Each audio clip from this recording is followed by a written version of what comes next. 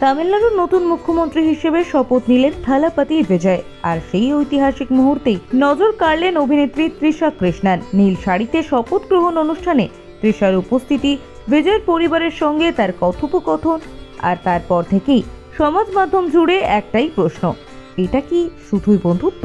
কারণ এই প্রথম নয়, গত কয়েক মাস ধরে বারবার একসাথে দেখা গিয়েছে বিজয় এবং তৃষাকে।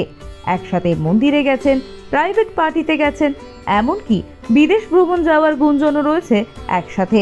যদিও কিছুদিন আগে শোনা গিয়েছিল বিজয় থালাপতির স্ত্রী তার বিরুদ্ধে ডিভোর্স ফাইল করেছিলেন এবং সেখানেও তিনি বলেছিলেন যে বিজয়ের সঙ্গে তৃষার পরকীয়ার কারণে তিনি এই সম্পর্ক থেকে বেরিয়ে আসতে চান। তবে এই বিষয়ে কোনো মন্তব্য মেলেনি বিজয় কিংবা তৃষার কাছ থেকে। নেট দুনিয়া তৃষা এবং বিজয়ের জুটিকে বেশ পছন্দ করেন। তারা সাউথ ইন্ডাস্ট্রির প্রিয় জুটি হিসেবেও দেখেন তাদের। শপথ গ্রহণ অনুষ্ঠানেও তৃষার উপস্থিতি দেখে অনেকেই বলেছিলেন যে তৃষাকে দেখে বিজয়ের স্ত্রী মনে হচ্ছে। অনেকেই আবার এই বিষয়টির বিরুদ্ধেও কথা বলেছেন।